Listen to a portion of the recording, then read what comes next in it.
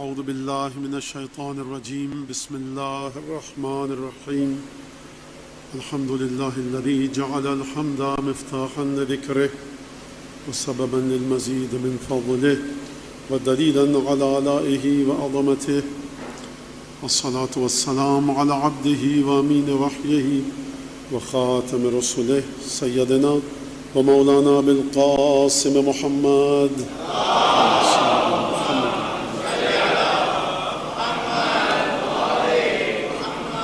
وعلى أهل بيته الطيبين الطاهرين الذين أذهب الله عنهم الرجس وطهرهم تطهيرا. اللهم صل على محمد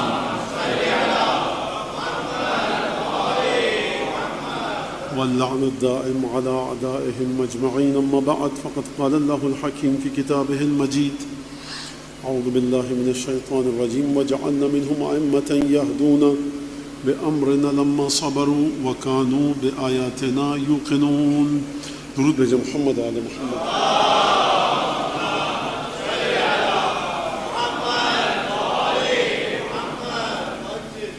پروردگار عالم سورہ سجدہ کی 24ویں آیت میں ارشاد فرما رہا ہے، وہ آیت جو میں نے آپ کے سامنے سرنامہ کلام میں پڑھی اور سرنامہ کلام میں خطبے میں تلاوت کی. وَجَعَلْنَا مِنْهُمْ أَئِمَّةً يَهْدُونَ بِأَمْرِنَا لَمَّا صَبَرُوا. ہم نے کچھ کو امام بنایا، ہم نے بنایا، دنیا والوں نے نہیں بنایا. پہلا ترجمہ نقطہ اس میں یہ أَئِمَّةً يَهْدُونَ بِأَمْرِنَا، جو ہم نے ان کو امام بنایا تو ان کی خصوصیت یہ ہے کہ یہ ہمارے امر کے ذریعے ہدایت کرتے ہیں. امامت کا رشتہ اور تعلق ان کا خدا کے ساتھ ہے. خدا نے ان کو امام بنایا، یہ خدا کی مرضی سے امام بنے. کسی بشر کو، کسی فرشتے کو، کسی ملک کو، جتنا بلند و بالا فرشتہ ہو یا کوئی انسان جتنے بلند مرتبے پر ہو، کسی کا اس میں کوئی دخل نہیں ہے بجز سوائے فقط اور فقط مرضی پروردگار کی. جب یہ اس مرحلے پر ہیں تو ان کی خصوصیت کیا ہے؟ یہدون بامرنا، یہ ہمارے امر کے ذریعے ہدایت کرتے ہیں. لما صبروا، تیسری خصوصیت یہ مقام صبر پر ہیں. ہدایت کرتے وقت یہ مقام صبر پر ہوتے ہیں. جو ان کو فریضہ دیا گیا، جو واجب ان کے ذمہ لگایا گیا، جو ذمہ داری ان کو عطا کی گئی، جو ڈیوٹی ان کی لگائی گئی، یہ اس میں کیا کرتے ہیں؟ ہمارے امر کے ذریعے ہدایت کرتے ہیں اور یہ مقام صبر پر ہیں. وَكَانُوا بِآيَاتِنَا يُوقِنُونَ، یہ ہماری تمام نشانیوں پر مکمل بھرپور یقین رکھتے ہیں. یوقنون تسلسل کا صیغہ ہے، کنٹینیوٹی ہے اس کے اندر، تسلسل ہے. یعنی پروردگار عالم کی جتنی بھی نشانیاں، جتنی بھی علامتیں آئیں، جو بھی چیز پروردگار عالم کی طرف سے ان کو دکھائی جائے، وہ کتنی کٹھن کیوں نہ ہو، کتنی مشکل والی کیوں نہ ہو، کتنی عظیم الشان گھمبیر کیوں نہ ہو، دل دہل جائیں، لوگوں کا پتا پانی ہو جائے، خون خشک ہو جائے، بدن پر لرزہ طاری ہونے لگے، یہ اپنے مقام پر ڈٹے رہتے ہیں. اللہم صل علی محمد.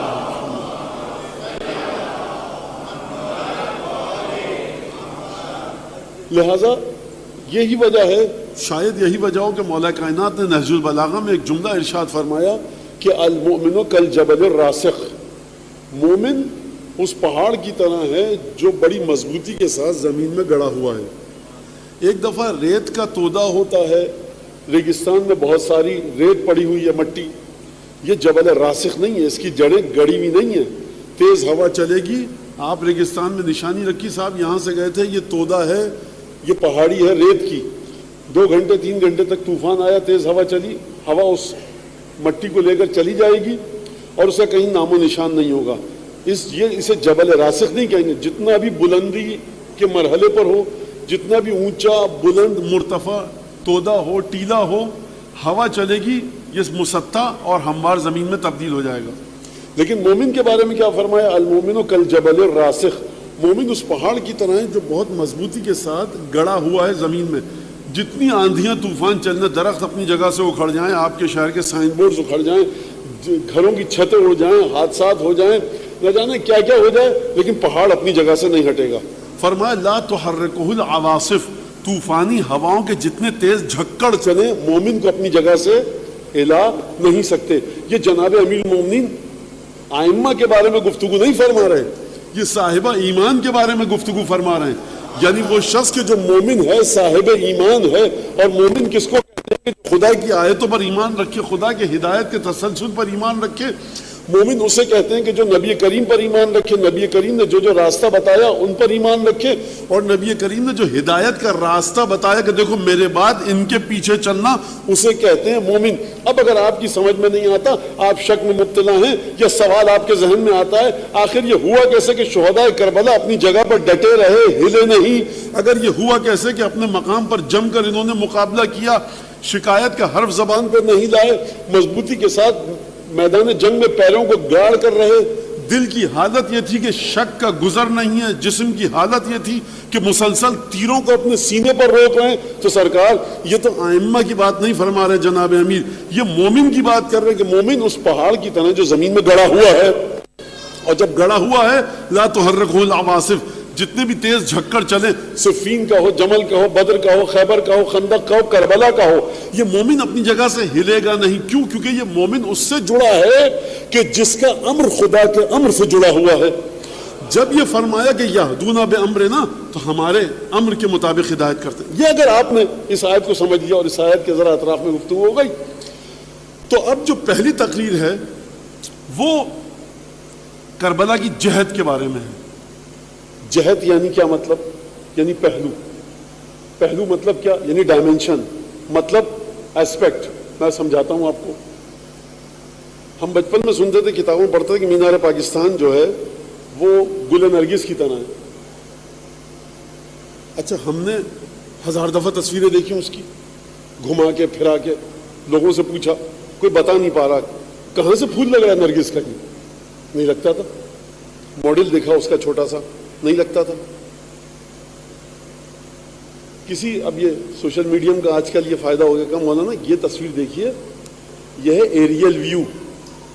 جب آپ 500 فٹ اوپر سے تصویر کھینچیں گے نا مینار پاکستان کی، تو یہ جو خصوصیت بتائی گئی ہے نا گل نرگس کی شباہت، یہ دائیں بائیں، یہ گراؤنڈ لیول، اسٹریٹ لیول پر دیکھ کر نہیں سمجھ میں آتا، بلکہ آپ کو اس کے لیے اوپر سے پرواز کرنی پڑتی ہے۔ جب تک آپ زمین پر کھڑے رہ کر دیکھیں گے، آپ بنانے والے کو بھی برا بھلا کہتے رہیں گے، عجیب بیوقوف بنایا پوری قوم کو۔ جس بیچارے نے کورس میں لکھا مینار پاکستان کا مطلب یہ ہے، اشارہ یہ ہے، آپ کہیں گے عجیب آدمی، ہمیں تو کہیں سے، اور آپ ہر جگہ مذاق اڑاتے پھریں گے۔ تو سب سے اہم چیز یہ نہیں کہ چیز کو آپ نے دیکھ لیا۔ سرکار ہم جوانی میں کوئی صاحب، ہم تو بھاگتے ہوئے سیڑھیاں چڑھتے تھے اور اترتے تھے۔ ہمارا گھر مینار پاکستان کے پاس تھا، ہر جلسے میں جاتے تھے، یہ کرتے تھے، وہ کرتے تھے۔ 23 مارچ کو جا کر وہاں پر فلاں ہم مٹھائی بانٹی۔ آپ اس سوال کا جواب دیجئے کہ گل نرگس کہاں سے لگتا ہے؟ یہ نہیں پتا۔ دیکھیے لگتا کہاں سے لگ رہا ہے، بتائیے۔ یہ نرگس کا پھول، یہ مینار پاکستان، ملا کے بتائیے۔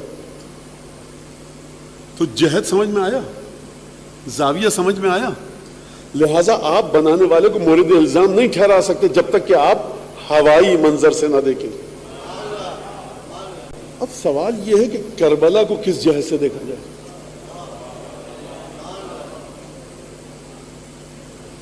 ہزاروں کتابیں لکھی گئیں۔ اب میں آپ کے سامنے ایک اعتراف کروں اپنے گناہ کا اور جرم کا اور تقصیر کا، کوتاہی کا۔ خود جب میں اس موضوع کے بعد مطالعہ کیا تو میری خود سمجھ میں نہیں آ رہا کہ میں نہج البلاغہ کی جہت سے بات کروں، حدیثوں کی جہت سے بات کروں، آیات کی جہت سے بات کروں۔ یعنی بڑا ایک کٹھن مسئلہ ہے۔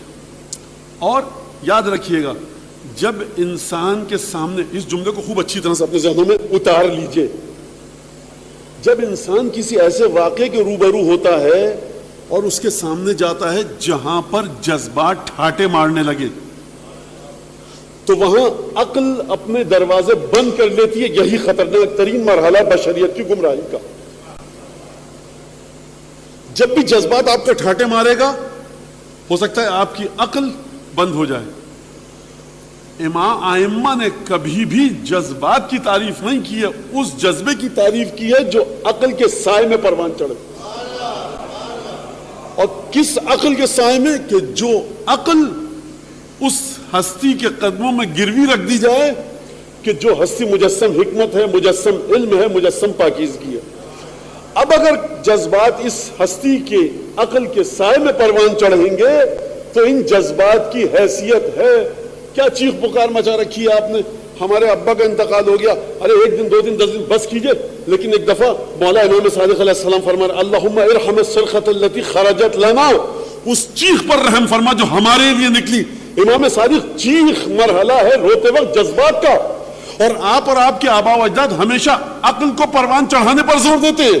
امام کا جواب آئے گا، دیکھو جب جذبات صاحبان عقل و معرفت و کمال کے لیے اس کی خدمت میں آئے تو یہ جذبہ اسی عقل کے مرحلے پر ہے۔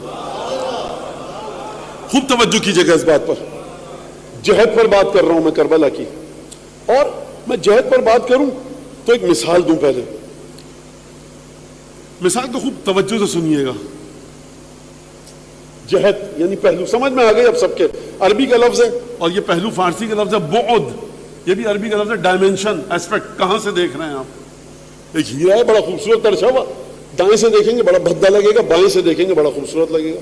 تو جہد کو دیکھیے آپ، بڑی قیمتی گاڑیاں سڑک پہ دوڑ رہی ہیں، آپ چلے جائیے میکینک کے جو اس کی جو جہاں پہ گاڑیوں کی مرمت کرتا ہے، وہ جو خندق کھودی ہوئی ہے اس میں جا کر گاڑی کو دیکھیں گے جی بھدی گاڑی ہے، لیکن جب اوپر سے آ کر دیکھیں کیا خوبصورت گاڑی ہے، تو گاڑی بھدی ہے یا خوبصورت ہے؟ جہد کا فرق ہے، جہد کہاں سے دیکھ رہے ہیں۔ امیر المومنین نے مدینے میں باغات لگائے کھجور کے، سب کو پتا، اور لوگ تبرک کے لیے شفا کے لیے لے کر جاتے ہیں، ہو سکتا ہے کوفے میں بھی ہوں، مدینے میں، مکے میں، مجھے نہیں پتا تاریخ، لیکن بہرحال مدینے میں لگائے۔ آپ کھجور لے کر آئے، آپ نے وہ کھجور کھایا، تبرک میں دیا، امیر المومنین کا باغ کا کھجور ہے، دست مبارک کے امیر المومنین نے لگایا، تاریخ میں ہے۔ اب یہ جو کھجور ہے باغ امیر المومنین کا، کتنی جہتیں ہیں اس میں، کتنے پہلو ہیں؟ اور کھجور ہے، نہیں کھجور ہے تو آپ تبرک میں کیوں بانٹ رہے ہیں؟ یہ اس کا تعلق ہے جناب امیر کے دست مبارک سے۔ آپ کو کھانے کا اختیار ہے، آپ کو کھلانے کا اختیار ہے، آپ کو تبرک میں بانٹنے کا اختیار ہے کہ نہیں؟ آپ کو اس کا سرکہ بنانے کا اختیار ہے، آپ کو اس سے شیرہ کشید کرنے کا اختیار ہے، دودھ میں ڈال کے آپ اس کا شیک بنائیے پیجئے، اختیار ہے کہ نہیں ہے؟ اور کوئی کہا آپ نے یہ کیا کر دیا، آپ کہیں بھائی جو بھی ہے، شیک ہے، شربت ہے، شیرہ ہے، سرکہ ہے، یہ جناب امیر کے باغ کے کھجور کا دست مبارک امیر المومنین سے ہے۔ یہ جہتیں ہیں اس کی۔ ایک دفعہ کوئی ملعون اور نامعقول انسان اس کھجور سے وہ مشروب کشید کرے کہ جو دشمنان رسول خدا پیا کرتے تھے، پھر آپ کو دے لا کر سرکار بسم اللہ جناب امیر کے باغ کا ہے، آپ کہیں گے پہلے تو آپ نے گستاخی کی، اس ہستی کے ہاتھوں کے مبارک ہاتھوں سے لگائے ہوئے کھجور کے ساتھ آپ نے یہ کام کیا، اور دیدہ دلیری آپ کی کہ آپ مجھے بھی کہہ رہے ہیں کہ پیجئے۔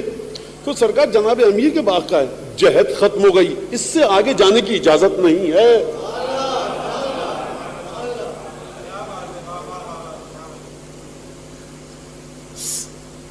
سمجھیں گے اس کو کچھ لوگ، لیکن سمجھ جائیں گے۔ تربت سید الشہداء استعمال آپ کر سکتے ہیں، کھا سکتے ہیں، مراجع نے لکھا ہے کہ کیا طریقہ ہے، نوک سوئی کے برابر براہ راست حلق میں ڈالیے، اس کو چبائیے مت، زمزم میں ملائیے، کیا وہ طریقے، دعا کون سی پڑھی، وہ سب ہے، پی سکتے ہیں آپ اس کو، آنکھوں میں لگا سکتے ہیں۔ اس سے آگے آپ یہ کہہ کر کہ تربت ہے میں اپنے جسم میں کہیں بھی لگا لوں، نہیں لگا سکتے۔ جہت میں آپ کو پابند کر دیا گیا کہ دیکھو خبردار اس سے آگے مت آنا۔ تو یہ تو بات ہو رہی تھی کھجور کی، مینار پاکستان کی، تربت سید الشہداء کی، جہتوں کا پابند کر دیا گیا، اتنا بڑا واقعہ ہو گیا، رسول کا خانوادہ کٹ گیا، اس کی جہت کون بتائے گا آپ کو؟ کربلا کی جہت کون بتائے گا؟ کیا ہے کربلا کی جہت؟ بخدا ابھی میں سب کو آپ کو پیپر بانٹوں، ایک جملہ لکھیے کربلا کس چیز کی جنگ تھی، مختلف جواب آئیں گے۔ تو ہم اس سے پہلے کہ خود جوابات کو لکھیں، جا کر پوچھیں ان ہستیوں سے کہ جو وارث خالق کربلا ہیں، جو کہ وارث ہیں سید الشہداء کے، جو کہ وارث ہیں امام حسین کے، جو کہ وارث ہیں کس کے؟ پنجتن کے۔ یہ تو بہت آگے کی بات، یہ تو بہت نچلی مثالیں تھیں، مزید آگے چلیے قرآن شریف کی طرف۔ اور قرآن شریف میں جو پروردگار عالم جناب موسیٰ اور سامری دونوں کردار ایک ہی علاقے کے ہیں، ایک ہی لشکر کے ہیں، اور اس زمانے کے مسلمانوں کے ہیں۔ ہوا یہ کہ جب جناب جبریل، جو تفسیر طبری میں لکھا ہے، جناب جبریل آئے سواری پر، گھوڑے کی ٹاپوں کے نشان آئے، زمین کو دیکھا، اس مٹی کو دیکھا، بول رہی ہے۔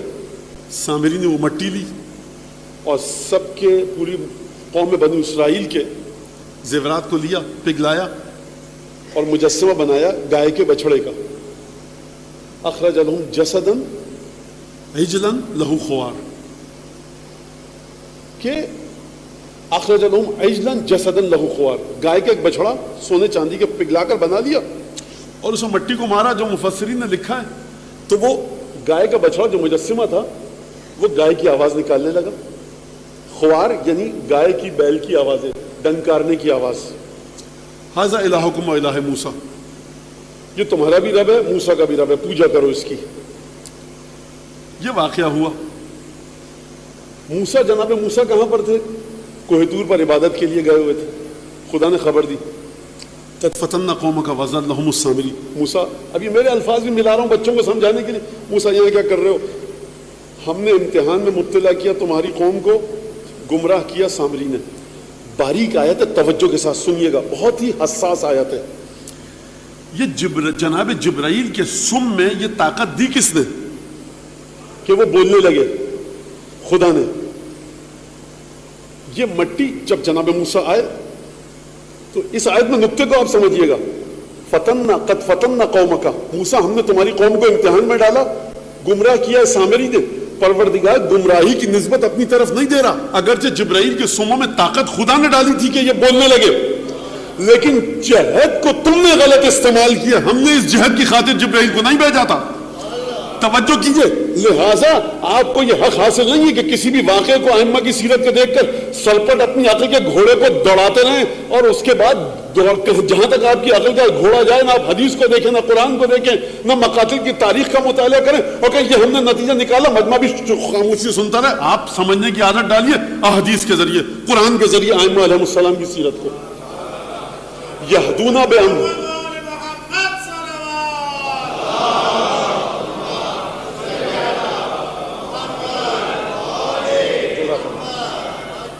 لہذا جہد کو سامنے رکھیے۔ جناب موسیٰ آئے، خوبصورت آیت ہے بڑی، قضا و قدر، جبر و اختیار سب اس آیت میں چھپا دیا پروردگار عالم نے۔ دیکھو، مبتلا کیا تھا ہم نے امتحان میں، گمراہ کیا سامری نے۔ پروردگار امتحان تو نے گمراہ کیا؟ نہیں، گمراہ ہم نے نہیں کیا۔ اس جہد کو، اس پہلو کو، اس ڈائمنشن کو کہ جہاں تک ہم نے جانے کا حکم نہیں دیا تھا، سامری نے اس لائن کو، اس خط کو پامال کر کے آگے بڑھا۔ ہمارا قصور تھوڑی ہے۔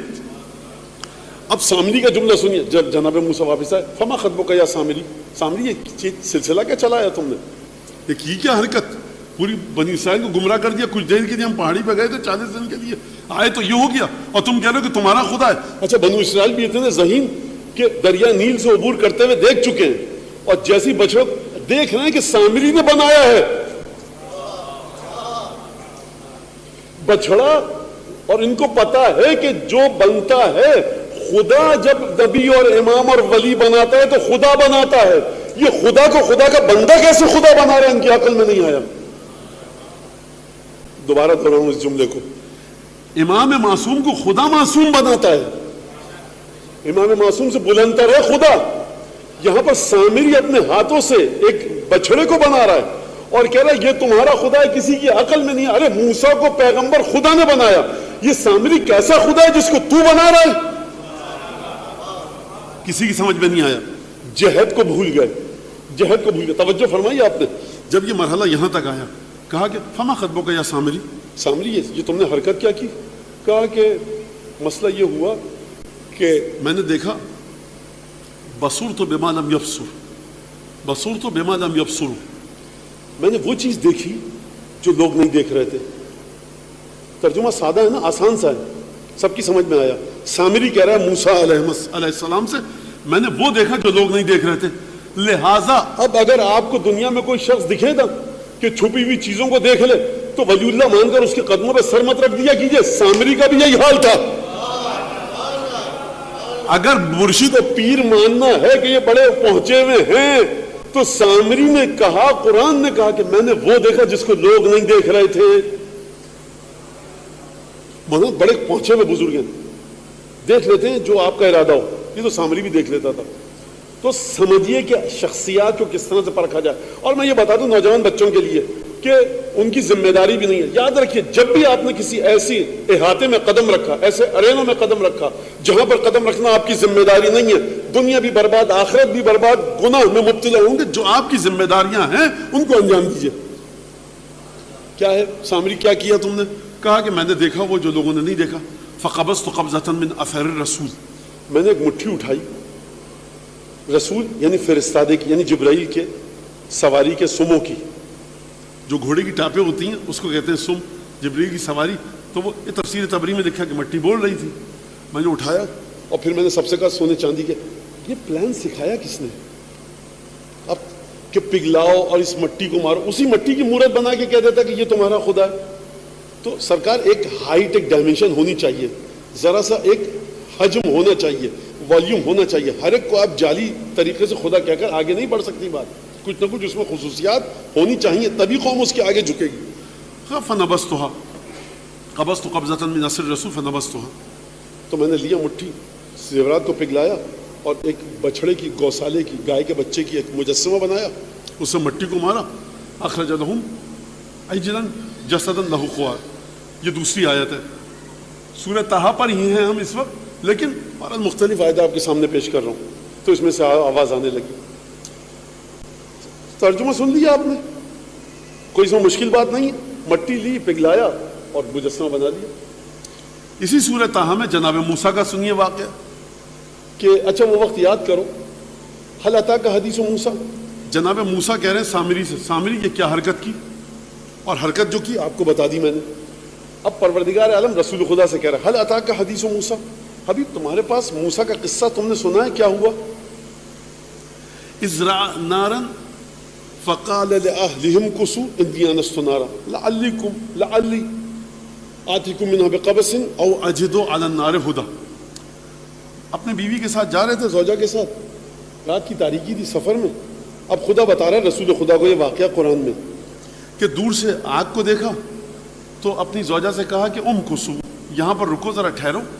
لگتا یہ ہے کہ صرف زوجہ نہیں تھی, کچھ اور لوگ بھی تھے. لہذا جو لوگ یہاں سے یہ نکالنا چاہتے ہیں مانا کہ اہل سے مراد زوجہ ہے, تو وہ غلط ہے, کیونکہ صرف زوجہ نہیں تھی یہاں پر.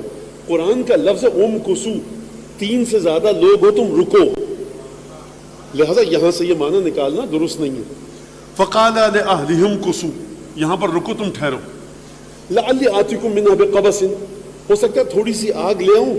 او اجد علی النار هدى, یا آگ کے پاس جاؤں گا, کوئی شخص لگتا ہے یہاں پر, میں اپنے الفاظ بھی ترجمے میں اضافہ کر رہا ہوں, آگ کے پاس جاؤں گا شاید کچھ ہدایت مل جائے, رستہ سجھائی دے کہ ہم کہاں پر ہیں, بیابان ہے, رات کا وقت ہے.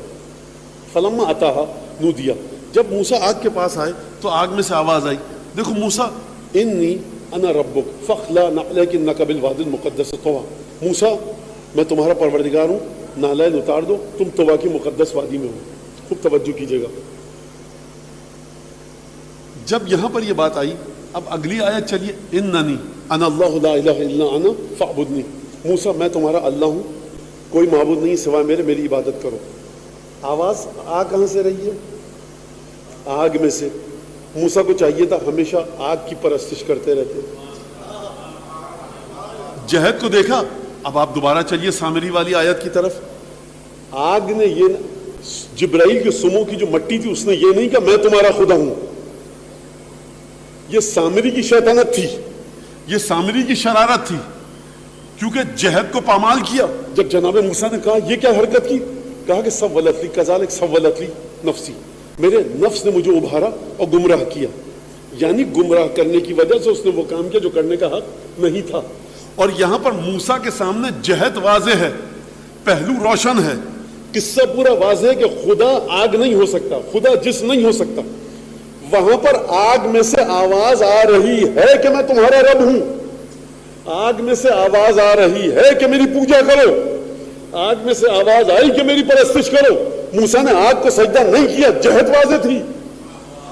سامری نے قوم موسیٰ کو گمراہ کر دیا. کیوں گمراہ کیا؟ سامری کے لیے جہد واضح تھی, قوم جناب موسیٰ کو بے وقوف بنایا, نادانی کی طرف لے کر چلا گیا.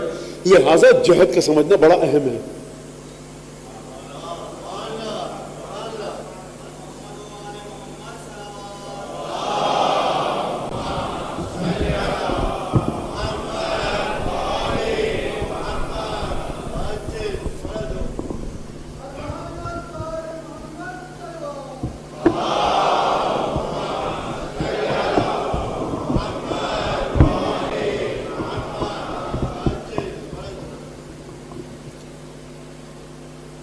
لہذا پہلو کو سمجھیے، کربلا کا پہلو کیا ہے اس آیت کو سامنے رکھ کر کہ وَجَعَلْنَا مِنْهُمْ أَئِمَّةً يَهْدُونَ بِأَمْرِنَا لَمَّا صَبَرُوا۔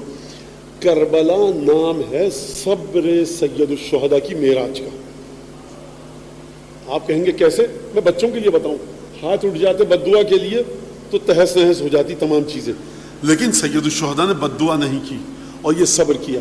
صبر کو اگر آپ قرآن شریف میں اور حدیثوں میں دیکھیں تو پروردگار عالم رسول، تو یہاں تک تو بات ہوگی کہ جہد کو دیکھنا ہے، ہر واقعے کو ہر طرح سے آپ نہیں سن سکتے، اس جہد کو دیکھنا ہے، اور واقعہ اگر منسلک ہو، واقعے کا تعلق ہو خانوادہ نبوت کے ساتھ، واقعے کا تعلق ان ہستیوں کے ساتھ ہو جو خدا کی براہ راست مرضی سے امام بنے اور خدا کے امر کے ذریعے ہدایت کرتے ہیں۔ اب یہ ہیں اور خدا ہے، حسین ہیں اور خدا ہے، سید سجاد ہیں اور خدا ہے، بی بی زینب ہیں اور خدا ہے، ان کے درمیان آپ آ کیسے رہے ہیں؟ اس جہد کو خود انہی کی زبانی سنیے، ان کی زبان کے علاوہ کسی سے سنا تو آپ گمراہی پر جا رہے ہیں، چاہے جتنی بھی اچھی آوازیں آپ کو آتی لگے، جتنا اچھا بچڑا بن چکا ہو۔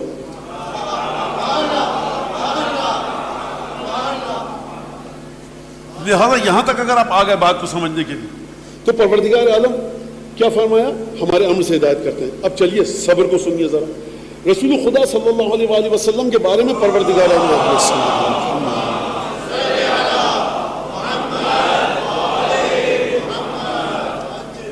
عجیب حکم دیا، مخاطب کر کے رسول خدا کو جو حکم دیا پروردگار نے بہت سارے حکم دیے، اور نماز کا جو حکم دیا وَاصْطَبِرْ عَلَيْهَا، نماز پر بڑی مضبوطی کے ساتھ صبر کرو۔ حبیب میرے فرمائے فَاصْبِرْ كَمَا صَبَرَ أُولُو الْعَزْمِ مِنَ الرُّسُلِ، سورہ احقاف میں حبیب اسی طرح سے صبر کرو جس طرح سے اولو العزم رسولوں نے صبر کیا، یعنی گزشتہ وہ رسول، تمام رسول نہیں، صاحبان عزم یعنی بافضیلت ترین انبیاء نے جس طرح سے صبر کیا اس طرح سے تم صبر کرو۔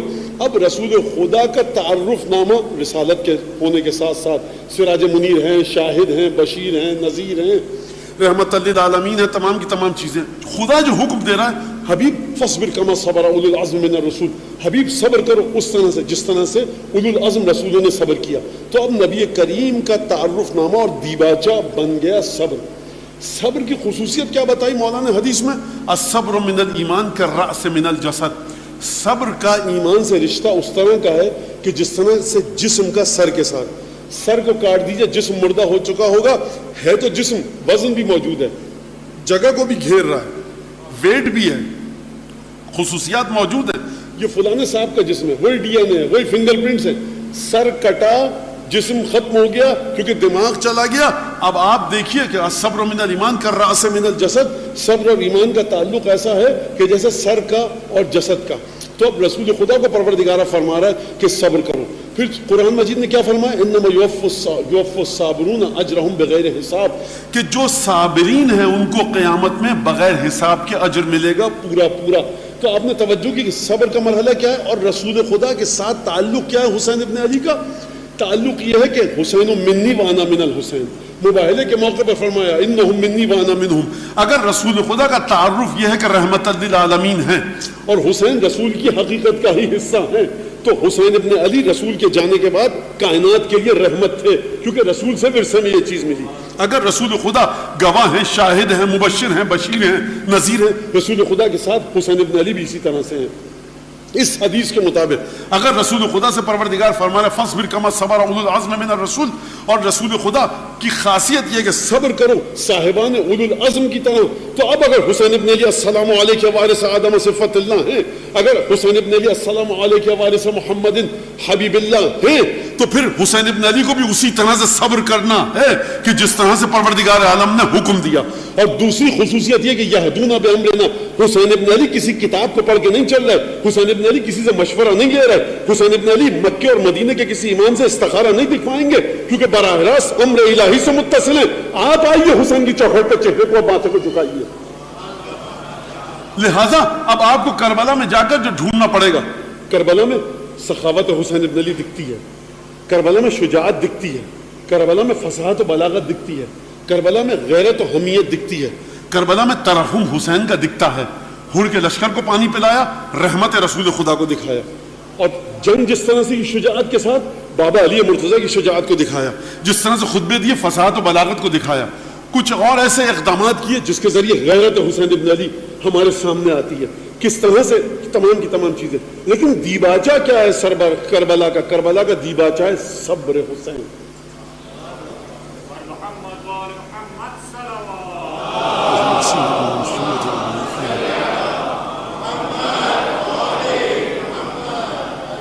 تو لہذا آپ اس کو اس طرح سے سمجھیے کہ صبر رسول خدا سے کہا جا رہا ہے فَاصْبِرْ كَمَا صَبَرَ أُولُو الْعَزْمِ مِنَ الرُّسُلِ. حبیب صبر سے کام لو، صبر کرو جس طرح سے اولو العزم رسولوں نے صبر کیا.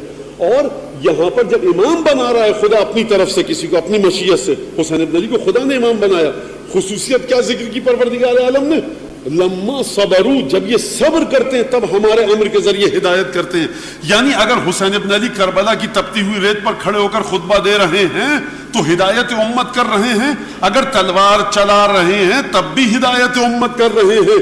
اور یہاں تلوار بھی چل رہی ہے، دل میں مقام صبر پر ہے. تو اس آیت کی روشنی میں امام ہم نے بنایا، دو خصوصیات دی، ایک تو یہ مقام صبر پر ہیں اور ہمارے امر کے ذریعے ہدایت کرتے ہیں. اب اگر مقام صبر ہے تو آپ کربلا سے تعلق کو جوڑتے وقت اسی طرح سے کربلا کے ساتھ تعلق کو جوڑیے کہ جس طرح سے مولا کائنات کے دست مبارک سے لگی ہوئی کھجور کے ساتھ تعلق کو جوڑا. وہ چیز کربلا سے نکالنے کی اجازت نہیں ہے آپ کو کہ جو نجس مشروب میں تبدیل ہو جائے. بچے نے نجس کیا اپنے ہاتھ کو، بچے کا ہاتھ نجس ہے. آپ مکے سے آئے، آپ نے مولانا جگ بھر کے لائے، مولانا جی بھر کے آب زمزم پیجئے، درود پڑھتے رہیے، آب زمزم پیتے رہیے، بسم اللہ سبحان اللہ. بچہ آیا چھوٹا، اس کا ہاتھ نجس تھا، اس نے زمزم کے اندر ہاتھ ڈال دیا. سرکار لے جائیے اس کو کیاری وغیرہ میں ڈال دیجئے، گٹر میں مت ڈالیے گا، ایسی جگہ پر ڈالیے پرندے وغیرہ پی لیں یا تبرک کا اس کے تقدس کا خیال رکھتے ہوئے. کیا ہو گیا؟ بچہ آیا تھا، اس نے نجس ہاتھ ڈال دیا، نجس ہو گیا. سرکار زمزم ہے پی لیجئے.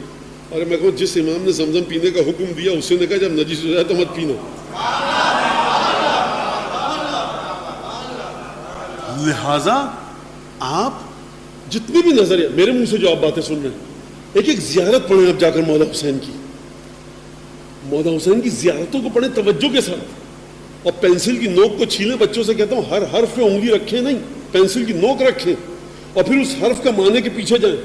ارے سرکار آم خریدنے جاتے ہیں آپ جون جولائی کے اندر 5 دفعہ سنتے ہیں، 25 دفعہ دباتے ہیں، اور آپ کو عقائد کے بارے میں جو بھی بات کہتا ہے آپ سن لیتے ہیں. کیا سلسلہ ہے یہ؟ سمجھیے، دیکھیے مفاتیح الجنان آپ کے گھر میں مقاتل کا ترجمہ ہو چکا ہے کس طرح سے. لہٰذا اب آپ نے توجہ کی کہ صبر کا مقام ہے یہاں پر. اچھا کوئی کہے گا مولانا نے انکار کیا سخاوت کا. میں نے کہا سخاوت حسین ابن علی دکھتی ہے ہر کو پانی پلاتے ہوئے، غیرت حسین ابن علی دکھتی ہے، معجزہ دکھتا ہے، شجاعت دکھتی ہے، فصاحت و بلاغت دکھتی ہے، شیر فاطمہ کی تاثیر دکھتی ہے، سب چیزیں موجود ہیں. لیکن کربلا میں جو دیباچہ ہے، یعنی جو بنیادی تعارف نامہ ہے کربلا کا، وہ ہے صبر. یہ تو ہمیں سمجھانے کے لیے ہے صبر کا لفظ جو میں نے آپ سے کہا. اس سے بڑھ کر آگے ایک بات ہے، وہ کیا ہے؟ وہ جناب زینب سلام اللہ علیہ نے ذکر کیا. وہ اس کا ذکر اصول کافی کی کتاب الحجت میں آیا، اس کا ذکر تمام کی تمام ان روایات میں آیا، اس کا ذکر حدیث وصیت میں آیا کہ آسمان سے وصیت. اب تو یہ جو سنتے رہتے ہیں مجھے مسلسل، ان کو یہ اچھی طرح سے پتا ہے کہ حدیث وصیت کیا ہے. لیکن بہرحال وصیت آسمان سے اتری روایت کے مطابق، اور 12 مہریں تھیں. ہر امام نے ہر ایک مہر کو توڑا، جو اس میں لکھا تھا اس کے مطابق عمل کیا. مولا حسین نے ایک مہر کو توڑا، جو لکھا تھا اس کے مطابق عمل کیا. لہٰذا ہو سکتا ہے کہ دنیاوی لحاظ سے، ہسٹری کے پوائنٹ آف ویو سے، تاریخ کو پڑھتے ہوئے آپ حسین ابن علی کے سفر کے بارے میں کوئی انالیسس کریں، کوئی تحلیل تجزیہ کریں. پس اب حسین کے پاس یہی آپشن تھا. یہ آپ کی تحلیل ہے، مطابقت پیدا کر رہی ہے اس تفسیر کے ساتھ جو آسمان سے آئی تھی، اور ہو سکتا ہے کبھی مطابقت پیدا نہ کرے. آپ امام حسین علیہ السلام کو اس طرح سے بیان مت فرمائیے شخصیت کو کہ حسین ابن علی دنیا کی نظروں میں ایک ناکام جرنیل، فنون حرب سے ناواقف شخص بن کر سامنے آئے. کربلا کو حسین ابن علی کی شخصیت کو اس طرح سے لوگوں کو بتائیے کہ حسین ابن علی کی شخصیت عالم غیب سے آئی ہے، وہیں پر واپس پہنچائیے. عام دنیاوی سطح پر رکھ کر بات مت کیجیے. قرآن بتا رہا ہے یہدون بامرنا لما صبروا, یہ ہمارے امر کے ذریعے ہدایت کرتے ہیں. اب عبداللہ ابن عباس آئیں کہیں حسین بھائی, میرے چچازاد بھائی, ابن عم مت جائیے کوفے. اب محمد حنفیہ کہیں مت جائیے, عبداللہ جعفر طیار کہیں مت جائیے, صحابہ کرام کہیں مت جائیے, مکے کے مومنین کہیں مت جائیے, مدینے کے لوگ کہیں مت جائیے. حسین ابن علی کسی کی بات نہیں سنیں گے. عجیب مشورہ نہیں لیا. اگر آپ عام بشری سطح پر رکھ کر بات کریں گے تو آپ کے عقائد برباد ہو جائیں گے. چیز کو اسی جہت سے دیکھیے جہاں بنانے والے نے کہا ہے وہاں سے دیکھو. لہذا مینار پاکستان والی مثال اپنے ذہن میں رکھیے گا. حسین ابن علی کہیں تحلیل تجزیہ, یہ وہاں second option, first option, last resort, یہ باتیں ہوتی رہتی ہے. حسین ابن علی یہدون بامرنا, ہمارے امر کے ذریعے ہدایت کرتے ہیں, ہمارے امر کے ذریعے. بستر پہ سو جاؤ, ہم جا رہے ہیں مدینے. یا رسول اللہ میرے باپ نے تو آپ کو 40 برس پال پوس کے جوان کیا, میرے دستان آپ کوئی اور نہیں ملا, بستر پر ہی تو سونا ہے. چادر اوڑھ کے کوئی بھی سو جائے گا. اچھا 2 گھنٹے بعد جب آپ مکے کی حدود سے باہر نکل جائیں گے تب اس سے کہہ دیں میاں آواز ہم ہیں, محمد نہیں ہے. انتخاب اس کا کیا, اس مظلوم کا. یہ کیا ہو رہا ہے, یہ کیا ہے, کیا یہ سونے والا بھی جانتا یہدون بامرنا, سلانے والا بھی جانتا یہدون بامرنا.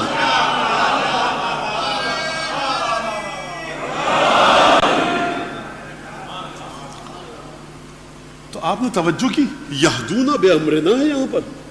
اور امامت کے قافلے کے ساتھ چلنے کا مطلب تعبد ہے. کسی بی بی کا آپ کو جملہ ملتا ہے کہ بھیا حسین کو بلاؤ تو صحیح, عباس, علی اکبر, فضہ, جا کر بھیا کو بلاؤ. بھیا کیا کر دیا آپ نے, 1000 آدمیوں کے لشکر کو پانی پلا دیا, ہم خود کہاں سے پئیں گے. آپ کو اندازہ نہیں ہے یہ صحرا ہے. کبھی آپ نے جملہ سنا دشمنوں نے مقتل لکھے ہیں جو بنو امیہ کی طرف سے لکھنے پر, کبھی سنا 3 سال کی بچی کا, 4 سال کی یتیم بچی کا کوئی جملہ سنا لکھا کسی نے؟ حسین ابن علی تو امام معصوم ہے. ابو الفضل عباس نے سوال کیا کبھی, بھیا ارادہ کیا ہے, جنگ ہوگی, تلواریں اتنی ہیں, لڑنے والے اتنے, رک جائیے, رستہ کچھ کبھی سنا کسی نے؟ کیوں نہیں سنا؟ ان کو پتا ہے کہ ہماری جگہ ہی نہیں ہے. حسین ابن علی یعنی امر الہی. حسین یعنی نہ کہ امر الہی کا پابند, حسین یعنی امر الہی.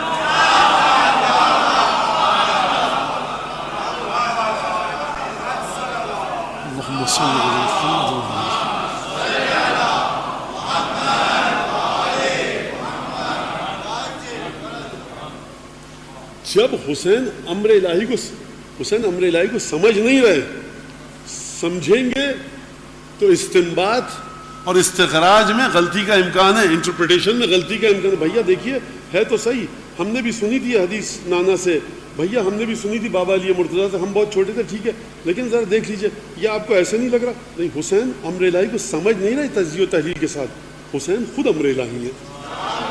اس کو اس طرح سے سمجھیے بات کو. جب جا رہے ہیں تو پھر اب کہیں پر کوئی, لہٰذا امر الہی آپ کو حق نہیں ہے. اب آپ کو اسٹریٹ لیول پر, گراؤنڈ لیول پر کھڑے ہو کر مینار پاکستان کو دیکھنے کا حق نہیں ہے. ہیلی کاپٹر میں بیٹھیے اور اوپر جائیے, یا وہ جو پر لگے ہوتے ہیں جس میں کیمرہ اڑ رہا ہوتا ہے اس سے دیکھیے. اب نیچے کھڑے ہو کے دیکھنے کا حق ہی نظر ہی نہیں آئے گا. وہ بنانے والا آپ کو لگے گا غلط بنایا اس نے, جھوٹ بول رہا ہے بنانے والا کہ نرگس کا پھول ہے. تو لہٰذا کس ڈائمینشن سے دیکھنا ہے کربلا کو.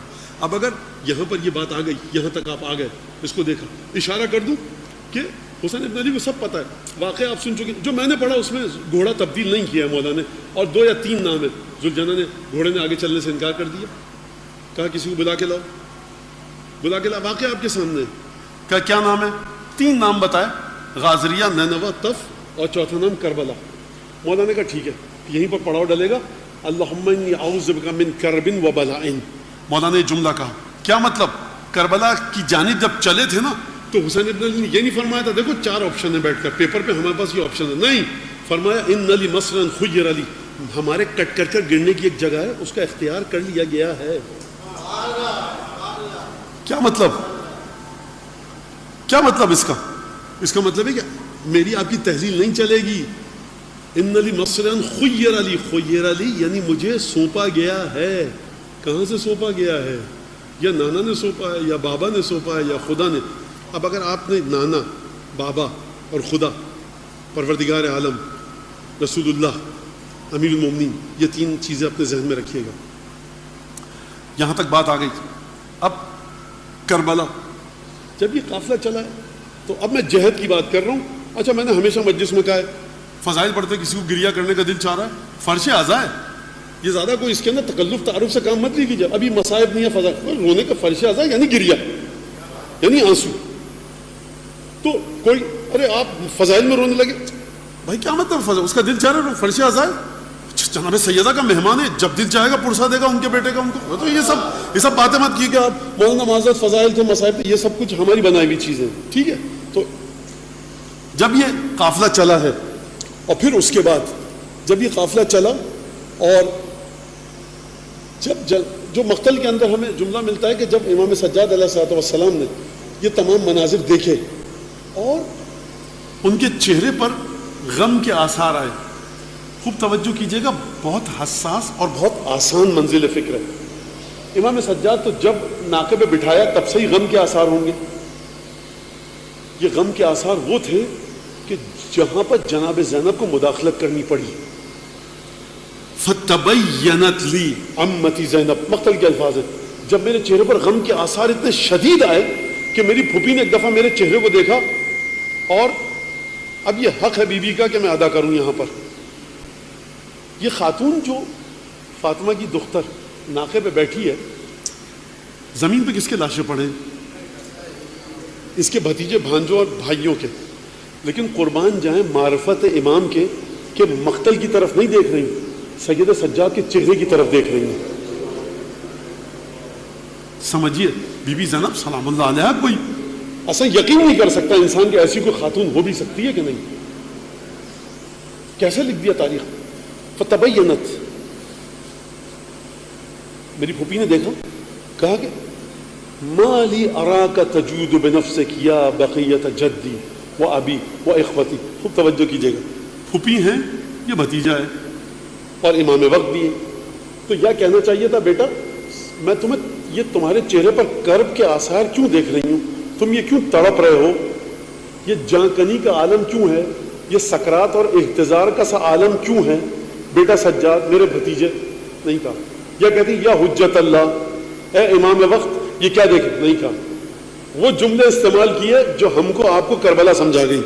ماضی اراک تجود بنفسک یا بقیت جدی و ابی و اخوتی، اے میرے نانا، میرے بابا اور میرے دونوں بھائیوں کی یادگار.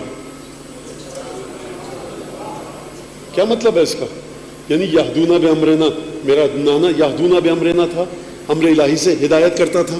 میرے دونوں بھائی امر الہی کے تحت ہدایت کرتے تھے، میرے بابا امر الہی کے تحت ہدایت کرتے تھے، تم ان کی یادگار ہو. یعنی امامت کا تعارف بیوی نے ناقے پر بیٹھ کر قتل گاہ میں کروا دیا. بہت مشکل جملہ ہے جب وہ لاشیں بکھرے ہوئے ہو نا، اور اس کے بعد یہ کہنا یہ ہر کے بس کی بات نہیں ہے. یا علی بن مرتضیٰ کی گود کی پالی ہو یا فاطمہ کے شیر کی تاثیر ہو، آگے کوئی کہاں آ سکتا ہے اس مرحلے میں.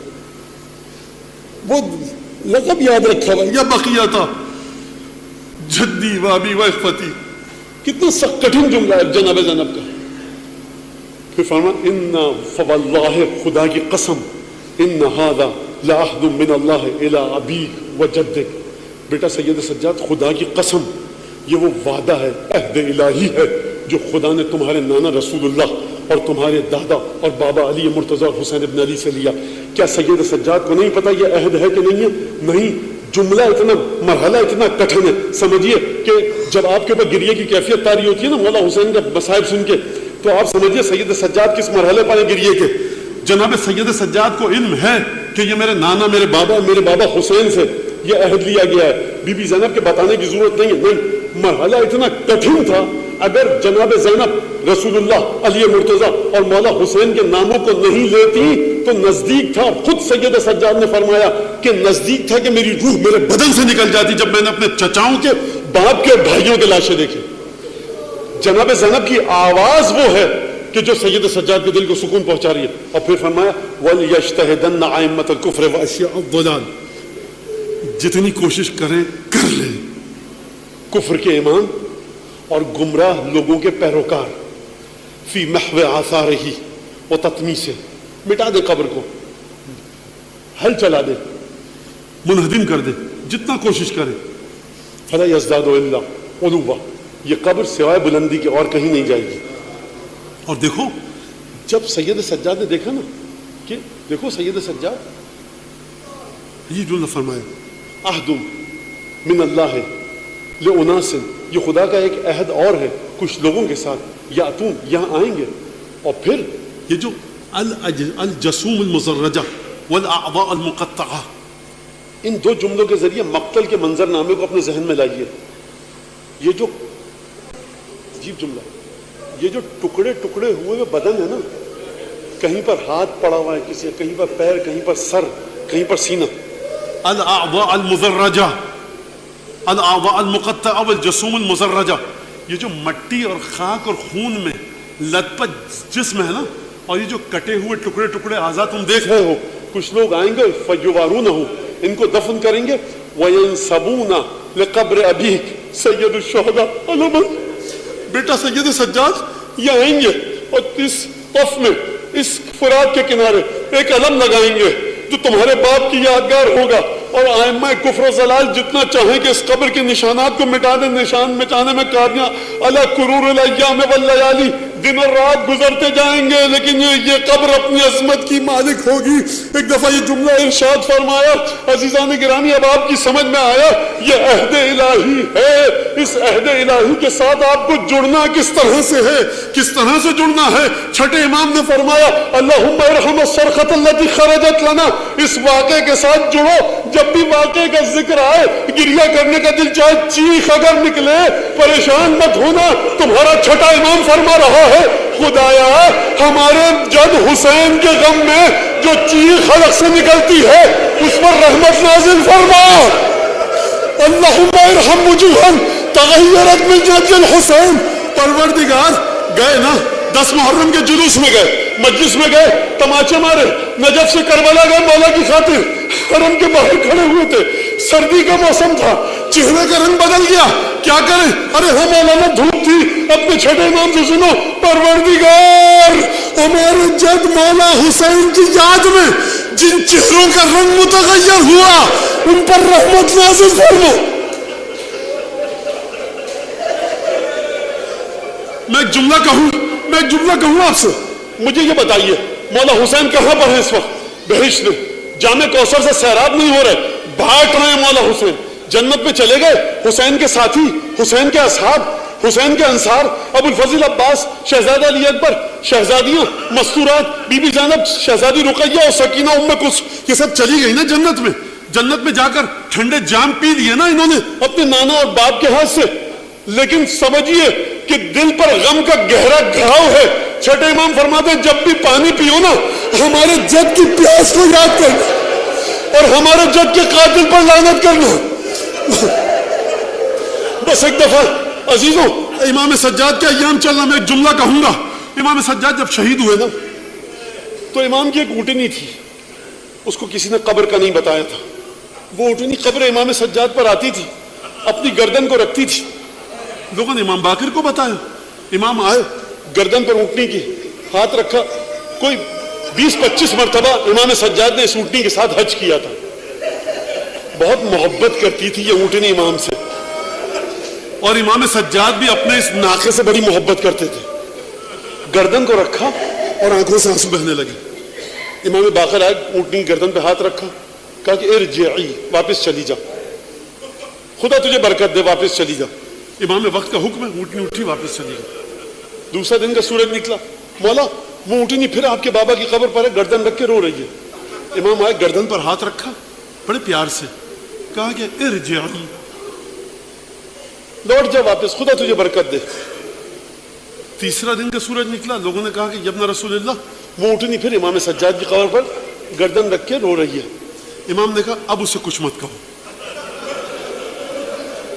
یہ اونٹنی کون تھی؟ امام سجاد کی اونٹنی تھی۔ میں کہوں گا امام باقر کی خدمت میں، آج رک اللہ یا بقیت اللہ، صلی اللہ علیہ یا مظلوم، صلی اللہ علیہ یا بنت رسول اللہ، صلی اللہ علیہ یا اصحاب القصہ صلی اللہ علیہ حجت ابن الحسن، یہ اونٹی نہیں تھی نا، امام سجاد کی قبر تھی. میں کہوں گا اس ملعون لشکر سے یزید کے کہ یہ رسول کی بیٹیاں ہیں، لاشوں کے ساتھ ذرا جی بھر کے بیٹھ تو کرنے دو. یہ حسین کسی کا بھائی ہے، کسی کا باپ ہے، ارے 4 برس کی یتیم بچیاں ہیں. اس حال میں لاشوں کو دیکھا ہے، زاروں قطار رو رہی ہیں. ارے ظالموں، ان کی کوئی مدد کرنے والا نہیں ہے، کم از کم لاشوں کے ساتھ الوداع تو کرنے دو. لیکن کیا الوداع ہوا، کس طرح سے لے کر گئے.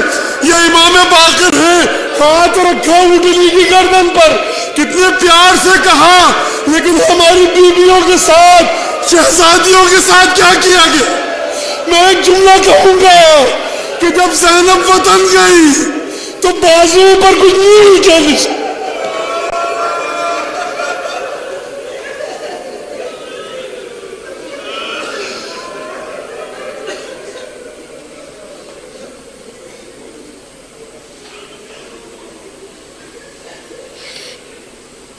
اللهم كن لوليك الحجة ابن الحسن صلواتك عليه وعلى آبائه في هذه الساعة وفي كل ساعة وليا وحافظا وقائدا وناصرا ودليلا وعينا حتى تسكنه أرضك طوعا وتمتعه فيها طويلا. اللهم بحق محمد وآل محمد عليك صل على محمد وآل محمد وعجل فرجهم واهلك عدوهم من الجن والإنس من الأولين والآخرين واكفنا ما همنا وارزقنا العافية ووسع رزاقنا وطول أعمارنا مع الصحة والسلامة في الجسم والروح.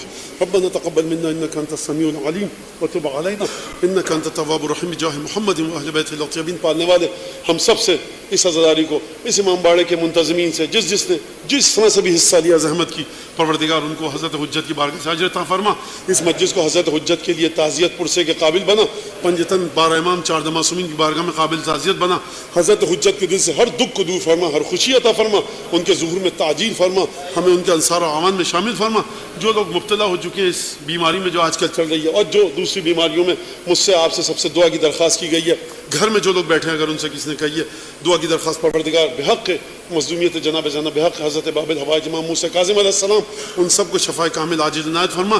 جو لوگ اس فرش پر موجود ہیں اپنے دلوں میں کوئی حاجت لے کر آئے ہیں، کوئی آرزو دعا تمنا لے کر آئے ہیں، جو گھروں میں بیٹھ کے مجلس سن رہے ہیں، پروردگار دل میں کوئی حاجت ہے، مظلوم کربلا کے صدقے میں، سید الشہداء کے یتیم بچوں کے صدقے میں ان کی حاجتوں کو پورا فرما. ہم سب کے گناہوں کی مغفرت فرما. حضرت حجت کی بارگاہ میں، ان کی نگاہوں میں ہم کو وجیح قرار دے. پروردگار جو ہمارے مرحومین مرحومات دنیا سے جا چکے ہیں ان کی مغفرت فرما. دعاؤں کی قبولیت کے لیے درود بھیجیے.